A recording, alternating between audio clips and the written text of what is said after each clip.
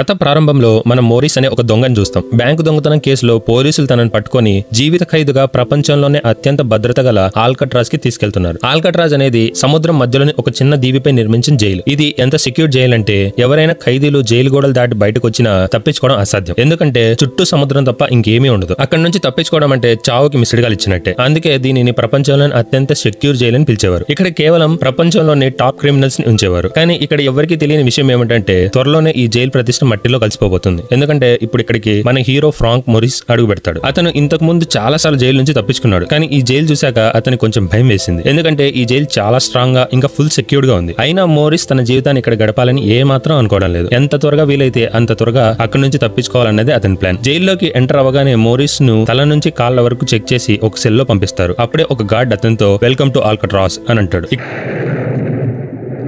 ఇక్కడ నుంచి అసలు కథ మొదలవుతుంది. So hi friends, welcome to movie మస్తీ. నేను మీ జెపి. జైల్లో మొదటి రోజున ఒక్కసారిగా ఒక బెల్ మోగుతుంది. అన్ని సెల్స్ తలుపులు ఆటోమేటిక్ గా ఓపెన్ అయ్యి ఆఫీసర్లు ఖైదీలను బయటకు తీసుకొస్తారు. ఇక్కడ డిసిప్లిన్ చాలా కఠినంగా ఉంటుంది. ఖైదీలు కాలకృత్యాలు ముగించుకుని సమయానికి సెల్లోకి వెళ్లడం, గొడవలు చేస్తే చీకటి గదిలో వేయడం, ఇలా చాలా ఉంటాయి. అవి ఖచ్చితంగా ఫాలో అవ్వాలి, లేదంటే టార్చర్ చూపించేస్తారు. అందరూ ఒకేలా ఉన్న యూనిఫామ్ వేసుకుని లైన్ లో నిలబడి బ్రేక్ఫాస్ట్ కి వస్తారు. మోరిస్ ముందున్న లైన్ లో లిట్మస్ అనే ఒక ఖైదీని చూస్తాం. మోరిస్ తనతో నాకు ఫోర్క్ ఇవ్వలేదు, ఇప్పుడు నేను నూడిల్స్ ఎలా తినాలి అనగానే లిట్మస్ ఇది నీ ఇల్లు కాదు రాజా, కోరిని చేసి పెట్టడానికి నీకేమిచ్చారో అదే తిను అని అన్నాడు. అంతలో వూల్ఫ్ అనే ఒక ఖైదీ మోరిస్ ని రెచ్చగొట్టడం మొదలు పెడతాడు. వూల్ఫ్ వల్ల జైల్లోని ప్రతి ఖైదీ ఇబ్బంది పడ్డాడు. తన ఇష్ట ప్రకారం అందరిపై అధికారం చూపిస్తూ ఉండేవాడు. ఇంకా అతనిపై అత్యాచారాలకు సంబంధించిన అనేక కేసులు కూడా ఉన్నాయి. అదే రోజు రాత్రికి ఒక గార్డ్ మోరిస్ ను వార్డెన్ ఆఫీస్ కి తీసుకెళ్తాడు. వార్డెన్ అతనితో నీకు చాలా షార్ప్ మైండ్ ఉంది, ఇంకా నువ్వు ఇంటెలిజెంట్ అని నాకు తెలుసు, కానీ అది ఇక్కడ ఏ మాత్రం పనికిరాదు. ఎందుకంటే నీలాంటి వాళ్ళు ఇక్కడికి చాలా మంది వచ్చి వెళ్లారు, కానీ ఎవరు ఈ జైలు నుంచి బయటపడలేకపోయారు. ఇక్కడ ఖైదీలకు చాలా కఠినమైన రూల్స్ ఉంటాయి. 2 నెలలకు ఒక్కసారి మాత్రమే నీకు నచ్చిన వాళ్ళని కలవచ్చు, అది కూడా నా మూడ్ బాగుంటేనే. నిజానికి ఈ వార్డెన్ చాలా ఈగోయిస్టిక్ మనిషి. ఏ చిన్న తప్పు చేసినా, ఇంకా కొంచెం తేడాగా బిహేవ్ చేసినా ఖైదీలకు చుక్కలు చూపించేస్తాడు. మోరిస్ చాలా తెలివైనవాడు. తనతో పెట్టుకుంటే ఇక్కడ నుంచి బయటపడడం అసంభవం అని చెప్పి తెలిసి వార్డెన్ తో అయ్యో సార్, మీలాంటి వార్డెన్ ఉండగా ఇక్కడ నుంచి ఎవరైనా తప్పించుకునే ధైర్యం చేస్తారా? అంత దమ్ము ఇక్కడ ఎవరికైనా ఉంటుందా అని చెప్తూ కాకాబడుతున్నాడు. ఇలా మాట్లాడుతూనే మోరిస్ వార్డెన్ రూమ్ లో ఉన్న ఒక నెయిల్ కటర్ ని దొంగలిస్తాడు. ఈ నెయిల్ కటరే ఈ సినిమాకి పెద్ద బ్రేక్ త్రూ. అది ఎందుకు తీసుకుంటున్నాడన్నది స్టోరీ మధ్యలో తెలుస్తుంది. ఆ తర్వాత మోరిస్ రూమ్ కి వచ్చి ఆ నెయిల్ కటర్ ని తన బైబుల్లో దాచేసుకుంటాడు. తర్వాత రోజు బాత్రూమ్ లో వూల్ఫ్ మళ్ళీ మోరిస్ ను ఇబ్బంది పెట్టడానికి వస్తాడు. కానీ ఈసారి మోరిస్ వదిలే పరిస్థితిలో లేడు. తన నిజమైన స్వరూపాన్ని చూపిస్తూ వూల్ఫ్ ను పట్టుకుని చితకబాదుతాడు. వూల్ఫ్ ని చావగొట్టాక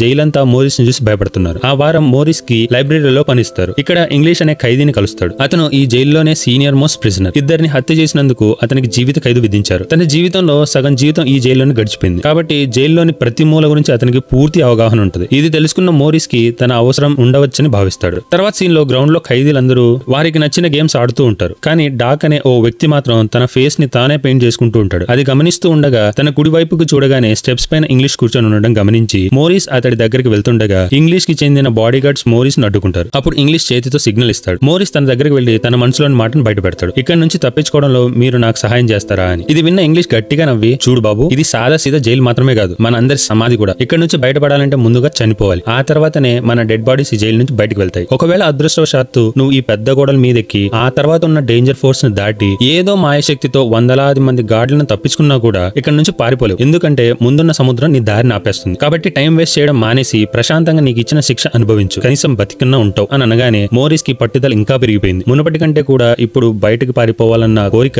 ఇంకా బలంగా తయారైంది. ఏం చేసైనా సరే ఈ జైలు నుంచి తప్పించుకోవడమే అని ఫిక్స్ అయిపోయాడు. అదృష్టానికి ఆజ్యం పోసినట్టు అదే రోజు రాత్రి ఒక ఆఫీసర్ మోరిస్ తో రేపటి నుంచి నీకు కార్పెంటర్ పని ఇస్తున్నారు, గంటకి 50 సెంట్స్ శాలరీ కూడా వస్తుంది అని అన్నాడు. మోరిస్ మాట్లాడకుండా వెంటనే ఒప్పేసుకుంటాడు. ఎందుకంటే అక్కడైతే తప్పించుకునేందుకు సహాయపడే ఏదో ఒక సాధనం దొరకకపోదా అన్న ఆశ. తర్వాత రోజు మోరిస్ లిట్మస్ ని అడుగుతాడు, మీకు ఇక్కడ నుంచి తప్పించుకునే మార్గం ఏదైనా తెలుసా అని. అయ్యో అదంతా చాలా ఈజీ, ప్రతి సెల్ లో ఒక ఎయిర్ వెంట్ ఉంటుంది, దాని ద్వారా నువ్వు రూఫ్ మీదకి వెళ్ళవచ్చు, అక్కడ నుంచి తప్పించుకోగలిగితే తప్పించుకో అని చెప్తాడు. అప్పుడే అక్కడికి వూల్ఫ్ వస్తాడు. అది గమనించిన డాక్ మోరిస్ ని హెచ్చరిస్తాడు, జాగ్రత్త, వూల్ఫ్ నీ వైపే వస్తున్నాడు అని. వూల్ఫ్ వెంటనే కత్తితో మోరిస్ పై దాడి చేయడానికి చూడగానే మోరిస్ తన కోట్ ను చేతికి చుట్టుకొని అతనితో పోరాడతాడు. అదే సమయంలో ఒక గార్డ్ అడ్డుకోవడానికి వస్తే వూల్ఫ్ ఆ గార్డ్ పై కత్తితో దాడి చేయగానే విషయం బాగా సీరియస్ అయిపోతుంది. అప్పుడు వాచ్ టవర్ నుంచి గార్డ్ గన్ తో షూట్ చేయడం ప్రారంభిస్తాడు. మోరిస్ ఇంకా వూల్ఫ్ ఇద్దరు ఫైట్ ని ఆపేస్తారు. ఈ ఫైట్ తో ఒక కొత్త విషయం తెలిసింది, వాచ్ టవర్ లో కూడా ఒక గార్డ్ ఉంటాడు. అది చూశాక జైల్ ప్రతి మూలలోనూ ఎవరున్నారు ఏంటి అన్నది తెలుసుకోవాలని అనుకుంటాడు. అప్పుడే మోరిస్ ఇంకా వూల్ఫ్ ను గార్డ్లు డి బ్లాక్ లోకి తీసుకెళ్తారు. డి బ్లాక్ అంటే క్రమశిక్షణ తప్పిన ఖైదీలను చీకటి గదిలో పెట్టి టార్చర్ చేయడం. ఇది ఒక భయంకరమైన సెల్. ఇక్కడికి ఎవ్వరూ వెళ్లాలని కోరుకోరు. అక్కడికి వెళ్లే ముందు వూల్ఫ్ మోరిస్ తో నీ చావు నా చేతిలోనే రా, చూసుకో బిడ్డ అని అంటాడు. ఆ రాత్రి మోరిస్ ని చాలా దారుణంగా టార్చర్ చేస్తారు.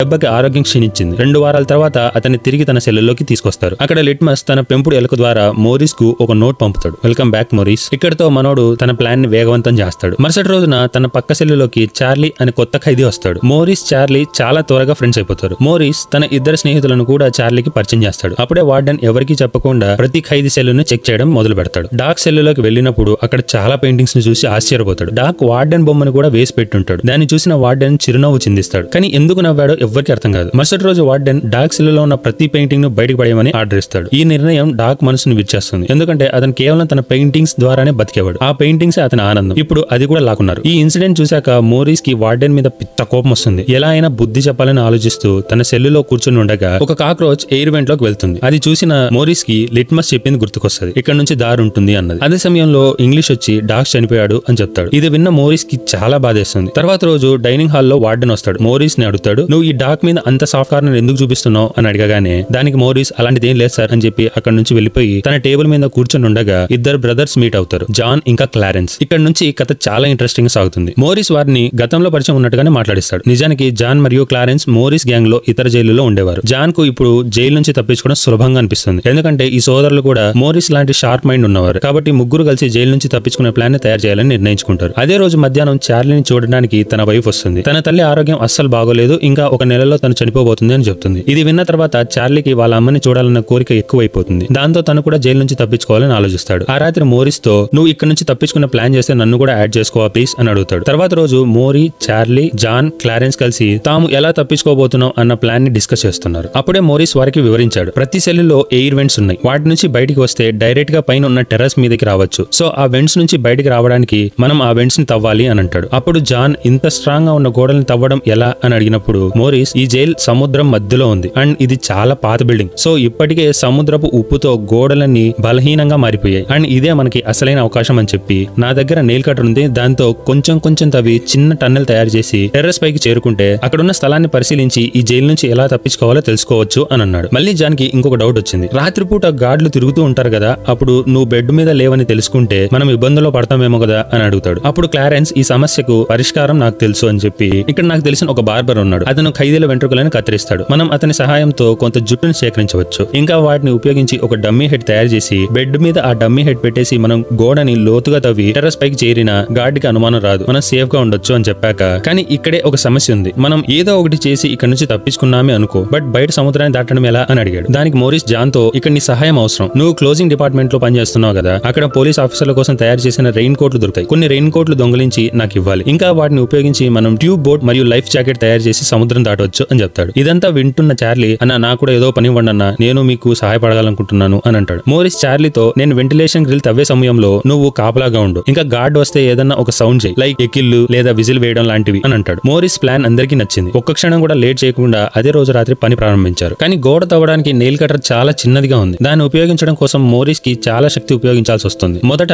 అతని చేతికి చిన్న గాయం కూడా అవుతుంది. కానీ స్థితిగతిని చూసి అతను నెమ్మదిగా హోల్ తవ్వడం మొదలు పెడతాడు. తర్వాత రోజు భోజన సమయంలో మోరిస్ తన స్నేహితులతో, నాకు ఎక్స్కవేషన్ కోసం పెద్ద సాధనం కావాలి, నెయిల్ కటర్ తో తవ్వడం చాలా కష్టంగా ఉంది అని అంటాడు. అందరూ ఆలోచనలో పడ్డారు.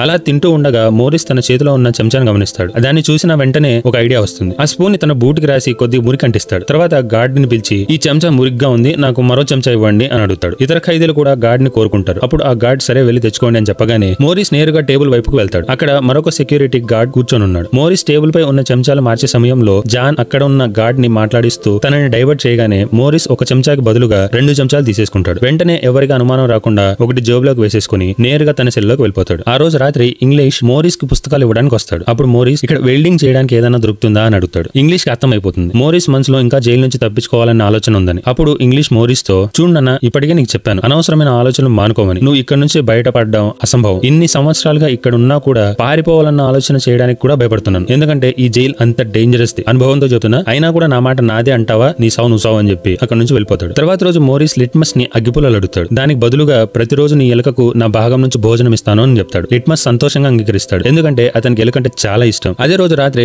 లిట్మస్ మోరిస్ కి మ్యాచెస్ అందిస్తాడు. మోరిస్ నెయిల్ కటర్ హ్యాండిల్ తీసుకుని ఒక చిన్నపాటి ఉల్లిని తయారు చేయాలని చెప్పి ఆ హ్యాండిల్ ని చెంచా ఎడ్జ్ కి పెట్టి అగ్గిపుల్లల సాయంతో నెయిల్ కటర్ ని స్పూన్ తో జాయిన్ చేస్తాడు. ఇప్పుడు దీంతో తవ్వడం ఈజీ అయిపోతుంది. సో టక్ తవ్వేస్తూ ఉంటాడు. మరోపక్క చార్లీ తనని గార్డ్ చేస్తూ మెల్లగా నిద్రలోకి జరిపోతాడు. అప్పుడే గార్డ్ ఇన్స్పెక్షన్ కోసం వస్తున్నాడు. మరోపక్క చార్లీ అది గమనించకుండా నిద్రపోతున్నాడు. అదృష్టవశాత్తు ఇంగ్లీష్ అక్కడికి వచ్చి ఆ గార్డ్ దృష్టిని తప్పించేస్తాడు. చార్లీ వెంటనే మేల్కొంటాడు, కానీ టెన్షన్ లో విజిల్ వేయడం మర్చిపోతాడు. ఇంకా తన చేతిలో ఉన్న ఒక వస్తువుని పడేయగానే మోరిస్ కి అర్థమైపోతుంది. వెంటనే వెంటిలేషన్ పై కవర్ వేసి బెడ్ మీద వచ్చి కూర్చుంటాడు. అక్కడికి వచ్చిన గార్డ్ కి ఏదో కాలుతున్న వాసన వచ్చి ఇక్కడ ఏదో కాలిన వాసన వస్తుంది అని అడిగితే దానికి మోరిస్, ఊరుకోండి సార్, మీరు గార్డ్ చేస్తున్నప్పుడు పొగ తాగే ధైర్యం ఎవరికన్నా ఉంటుందా అని బిస్కెట్ వేయగానే గార్డ్ ఆ బిస్కెట్ ని టక్కుని తినేసి మురిసిపోతూ అక్కడి నుంచి వెళ్ళిపోతాడు. మోరిస్ వెంటిలేషన్ చుట్టూ ఉన్న కాంక్రీట్ తొలగించడం మొదలు పెడతాడు. ఇప్పుడు పెద్ద చిక్కుచ్చి పడింది. వెంటిలేషన్ గ్రిల్ తో పాటు స్క్రూస్ కూడా ఆపోజిట్ సైడ్స్ లో ఉన్నాయి. వాటిని తీయడం అసంభవం. ఉన్న ఒక్కగానొక్క అవకాశం వాటిని కోయడం. కానీ ఎలా? నెక్స్ట్ డే మోరిస్ బయట తిరుగుతూ ఉండగా గ్రిల్ నుంచి తవ్విన సిమెంట్ మొత్తం తన పాకెట్ లో పెట్టుకుని వచ్చి బయట పడేసేవాడు. తర్వాత రోజు కార్పెంటర్ పని చేస్తూ ఉండగా తనకి ఒక షార్ప్ మెటల్ దొరుకుతుంది. దీంతో గ్రిల్ ని కట్ చేయొచ్చు కదా అని అనుకుంటాడు. అప్పుడే చార్లీ మోరిస్ తో బయట మెటల్ డిటెక్టర్ ఉంది కదా, దాన్ని ఎలా బయటకు తీసుకెళ్తావు అని అడిగాడు. అప్పుడు మోరిస్ చాలా కాన్ఫిడెంట్ గా జస్ట్ వెయిట్ అండ్ వాచ్ అని అంటాడు. మోరిస్ బయటికి వెళ్ళినప్పుడు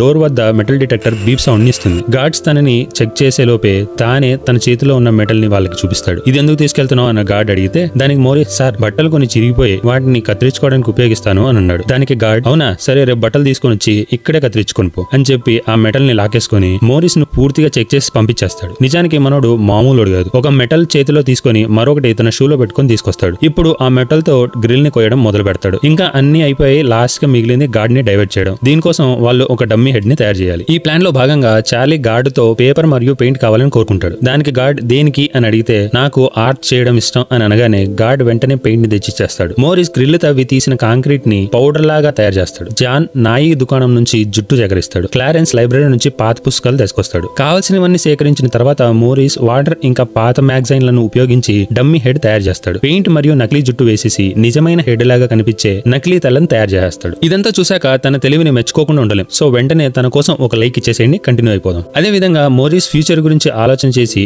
ఒక నకిలీ కార్డ్బోర్డ్ ని కూడా తయారు చేసుకున్నాడు. తద్వారా ఎవరూ గ్రిల్ వెనుక స్వరంగం ఉన్నదని గ్రహించరు. ఒక రాత్రి మోరిస్ ఒక్కసారి పైకి వెళ్ళడానికి నిర్ణయించుకుంటాడు. అతను నకిలీ హెడ్ ని తన బెడ్ మీద ఉంచి రగ్గుతో గొంతు వరకు కప్పేస్తాడు. తర్వాత నకిలీ కార్డ్బోర్డ్ తో స్వరంగం ద్వారా బయటకు వెళ్తాడు. అక్కడ మోరిస్ పైపులను పట్టుకుని నెమ్మదిగా టెర్రస్ పైకి రాగానే అక్కడ ఒక ఇనుమ గ్రిల్ కనిపిస్తుంది. దానిని అతను జంప్ చేసినా కూడా అందుకోలేకపోతున్నాడు, అంత ఎత్తులో ఉంది. అదే టైంలో ఒక గార్డ్ వస్తాడు. చార్లీతో, ఏంటి ఇంత రాత్రి అయినా ఇంకా పెయింట్ చేస్తున్నావు, కానీ ఫ్రెండ్ మోరిస్ అప్పుడే పడుకున్నాడు అని అడిగితే దానికి చార్లీ, సార్ మోరిస్ కార్పెంటర్ పని చేసి అలసిపోయాడు, అందుకే త్వరగా పడుకున్నాడు అని అంటాడు. అనుకోకుండా గార్డ్ చేతిలోని లాఠీ కింద పడిపోతుంది. దాన్ని తీసుకుంటున్నప్పుడు మోరిస్ జుట్టు చాలా తేడాగా కనిపిస్తుంది. చార్లీ భయంతో ఉక్కిరిబిక్కిరైపోతున్నాడు. అయిపోయిందిరా మన పని, ఈ రోజుతో చెక్కేస్తారు మనల్ని అనుకుని ఉనికిపోతున్నాడు. గార్డ్ మోరిస్ సెల్లులోకి చేయి పెట్టి జుట్టును టచ్ చేస్తాడు. వెంటనే మోరిస్ లేచి, ఏంటి సార్ నా జుట్టు అంత అందంగా ఉందా, అర్ధరాత్రిలో వచ్చి మరీ టచ్ చేస్తున్నారు అని అంటాడు. పక్క సెల్లులో చార్లీ, అమ్మయ్యా బతికిపోయాను రా అని రిలాక్స్ అయిపోతున్నాడు. తర్వాత రోజు మోరిస్ తన స్నేహితులకు చెప్తాడు, టెర్రస్ పైన ఒక మార్గం ఉంది, కానీ అది ఒక గ్రిల్ తో కప్పబడింది. ఆ గ్రిల్ చాలా ఎత్తులో ఉంది, నాకు ఇంకొకరి హెల్ప్ కావాలి అని అడుగుతాడు. అప్పుడు John, don't worry my friend, నేను నా వెంటిలేషన్ పూర్తిగా తవ్వేశాను, సాయంత్రం ఇద్దరం కలిసి పైకి పోదాం అని అంటాడు. ఆ రాత్రే మోరిస్ మరియు జాన్ తన వెంట్స్ ద్వారా టెర్రస్ పైకి వస్తారు. జాన్ మోరిస్ ను ఎత్తుకోగానే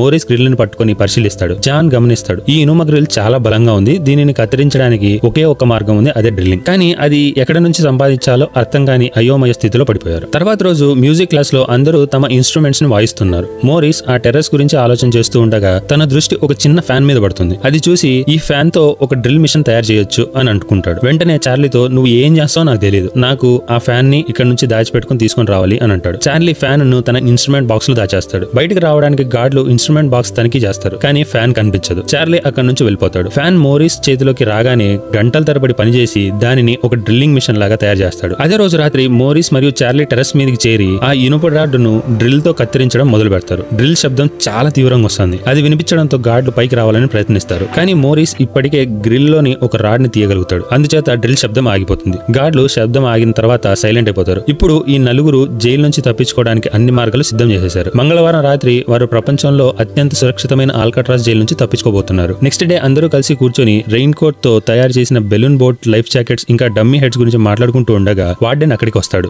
డాగ్ గుర్తుగా అందరూ తన ఫ్లవర్ ని మధ్యలో పెట్టుకొని భోజనం చేస్తూ ఉండగా వార్డెన్ అది గమనించి వచ్చి ఆ ఫ్లవర్ ని నలిపేస్తాడు. లిట్మస్ కి పిచ్చ కోపం వచ్చేస్తుంది. ఇంకా వార్డెన్ పైకి దాడికి దిగుతాడు. సడన్ గా హార్ట్ అటాక్ వచ్చేస్తుంది. అక్కడికక్కడే నేలపై పడిపోతాడు. మోరిస్ కు వార్డెన్ పై పట్టరాని కోపం వచ్చేస్తుంది. ఆ రోజు రాత్రి Morris, John, Clarence, Charlie jail నుంచి తప్పించుకోవడానికి నిర్ణయించుకుంటారు. నిర్ణయించుకుంటారు. అదే సమయంలో మోరిస్ సెల్లో ఇంగ్లీష్ కొన్ని బుక్కులు ఇవ్వడానికి వస్తాడు. అప్పుడు మోరిస్ చివరిసారి హ్యాండ్ షేక్ చేయాలనుకుంటున్నాను అని అంటాడు. ఇంగ్లీష్ అర్థమైపోయింది, వీడేదో ప్లాన్ చేసుకున్నాడు, ఈ జైలు నుంచి పారిపోతున్నాడు అని. అతను మౌనంగా అక్కడి నుంచి వెళ్తాడు. ఇక్కడ పెద్ద ట్విస్ట్ వచ్చి పడుతుంది. మోరిస్ కూడా ఊహించిన విషయం అదేంటంటే వార్డెన్ అనుకోకుండా తన సెల్ ని ఇన్స్పెక్షన్ చేయడానికి వస్తాడు. మోరిస్ గోలీలు గూట్లో నుంచి నోట్లోకి వచ్చేస్తున్నాయి. అంతలా భయం స్టార్ట్ అయిపోయింది. ఎందుకంటే ఇన్ని నెలల కృషి ఎక్కడ వృధా అయిపోతుందో అని. వార్డెన్ మోరిస్ సెల్లులోని ప్రతి మూల ప్రతి అణువును తనిఖీ చేయమని గార్డులకు ఆదేశిస్తాడు. గార్డులు మోరిస్ సెల్లులోని ప్రతి వస్తువును తనిఖీ చేస్తారు. కానీ మోరిస్ అంత ఈజీగా దొరికే దొంగ కాదు. చాలా పర్ఫెక్ట్ గా ప్లాన్ చేసుకుని ఉంటాడు. వార్డెన్ కాదు కదా, వాళ్ళ తాత దిగి వచ్చినా పట్టుకోవడం అసంభవం. అప్పుడే ఆ వెంటిలేటర్ ఇన్స్పెక్షన్ చేస్తారు. కార్డ్బోర్డ్ ని యూజ్ చేసి పర్ఫెక్ట్ గా అమర్చి పెట్టాడు, ఎక్కడ కూడా అనుమానం రాకుండా. వేరే ఏది కనిపించకపోవడంతో వార్డెన్ మరియు గార్డులు అక్కడి నుంచి వెళ్ళిపోతారు. కానీ గార్డులు వార్డెన్ తో మోరిస్ ఇంకా చార్లీ రాత్రంతా మాట్లాడుతూనే ఉంటారు సార్ అని చెప్తారు. దానికి వార్డెన్ రేపు మోరిస్ సెల్ మార్చేసేయండి, అతను ఇంకా చార్లీ కలవకుండా ఇంకా మాట్లాడకుండా ఉంటారు అని ఆదేశిస్తాడు. తర్వాత రోజున బ్రేక్ఫాస్ట్ చేసే సమయంలో వూల్ఫ్ మోరిస్ ను మళ్ళీ బెదిరిస్తాడు. ఈ రాత్రే రా నీ చివరి రాత్రి అని. మోరిస్ తన స్నేహితులతో ఈ గాడితో సరిగ్గా చెప్పాడు, ఈ రాత్రే నా చివరి రాత్రి అని నవ్వుకుంటాడు. అదే రోజు మధ్యాహ్నం వూల్ఫ్ మోరిస్ ని చంపడానికి ఒక కత్తి తీసుకుని వస్తాడు. అది గమనించిన ఇంగ్లీష్ మధ్యలోకి దూరి వూల్ఫ్ ని బంధించి అక్కడి నుంచి లాక్కెళ్ళిపోతాడు. వాస్తవానికి ఇంగ్లీష్ కూడా మోరిస్ కు సహాయం చేయాలనుకుంటాడు. తప్పించుకుంటాడో లేదో కానీ ఇంగ్లీష్ మోరిస్ కి ఏదో రకంగా సహాయం చేయడంలో సహకరించాడు. ఆ రాత్రి మోరిస్, జాన్, క్లారెన్స్, చార్లీ తమ వెంట్స్ ద్వారా టెర్రస్ పైకి చేరే ప్లాన్ పక్కా అయిపోయింది. ఇదిలా ఉండగా చార్లీ మొదట తన స్నేహితులతో కలిసి తప్పించుకోవడానికి ఇష్టపడతాడు. కానీ సెల్లులో చేరగానే అతను భయపడతాడు. ఆ భయంతో వెళ్లకుండా అక్కడే ఉండిపోతాడు. ఈలోపు మిగిలిన ఆ ముగ్గురు తమ వెంట్స్ ద్వారా టెర్రస్ పైకి చేరుకుంటారు. ఇంకా అక్కడే చాలాసేపు చార్లీ కోసం ఎదురు చూస్తారు. కానీ చార్లీ రాడు. ఇంకా ఆలస్యం అయిపోతుందని చెప్పి వారు చార్లీని వదిలేసి వెళ్ళిపోతారు. వీరు తమ ప్లాన్ ప్రకారం ముందుకు సాగుతారు. ఆ సమయంలో చార్లీ సెల్లులో ఒంటరిగా ఏడుస్తూ ధైర్యం మొత్తం మూడగట్టేసుకుని చివరికి తన వెంట ద్వారా టెర్రస్ పైకి చేరుకుంటాడు. కానీ అప్పటికే ఆలస్యం అయిపోయింది. ఎంత ట్రై చేసినా ఆ గ్రిల్ని అందుకోలేకపోతాడు. భయం కారణంగా తన స్వేచ్ఛను కోల్పోయాడు. ఇంకా ఈ ముగ్గురు టెర్రస్ పైకి చేరుకున్నాక ఒక లాంగ్ పైక్ ద్వారా కిందకు వచ్చేస్తారు. అక్కడున్న సెక్యూరిటీ గార్డ్ దృష్టిని దాటుతూ జైలు చివరి గోడకు చేరుకుంటారు. తర్వాత వారు ఫెన్స్ గోడపైకి ఎక్కి జైలు నుంచి బయటకు వెళ్ళిపోతారు. అక్కడి నుంచి పరిగెత్తుకుంటూ సముద్ర తీరానికి చేరుకుంటారు. రెయిన్ కోట్ బయటకు తీసి నోటి ద్వారా గాలి నింపడం ప్రారంభిస్తారు. ఇది ఎక్కువ సమయం పడుతుంది, కానీ వేరే మార్గం లేదు. మొత్తానికి ఆ రెయిన్ కోట్ ని ఒక బెలూన్ లాగా చేసి వారు తమ ప్రాణాలను కూడా లెక్క చేయకోకుండా ఆ సముద్రంలో ప్రయాణం ప్రారంభిస్తారు. ఇలా ముగ్గురు ఆల్కట్రాజ్ ప్రతిష్టను మట్టిలో కలిపేస్తారు. తర్వాత ఉదయం గార్డ్ ప్రతి సెల్ను తనిఖీ చేస్తాడు. ప్రారంభంలో అన్ని సాధారణంగానే కనిపిస్తాయి. కానీ చార్లీ సెల్ దగ్గరికి వచ్చినప్పుడు చార్లీ సెల్లులో ఆత్మ ఆవహించిన భూతంలా నిలబడి ఉంటాడు. ఇది చూసి గార్డ్ అడుగుతాడు, నీ ఫ్రెండ్ ఏంటి ఇంత టైం అయినా నిద్ర లేవడం లేదు అని. తర్వాత గార్డ్ మోరిస్ సెల్లోకి వెళ్లి అతన్ని పిలుస్తాడు. కానీ మోరిస్ నుంచి ఎలాంటి రెస్పాన్స్ లేదు. గార్డ్ కి పిచ్చ కోపం వస్తుంది. గార్డ్ సెల్లును తెరిచి మోరిస్ జుట్టును పట్టుకుని లేపడానికి ప్రయత్నించగానే తన తల కింద పడిపోతుంది. ఒక సెకండ్ గార్డ్ గుండె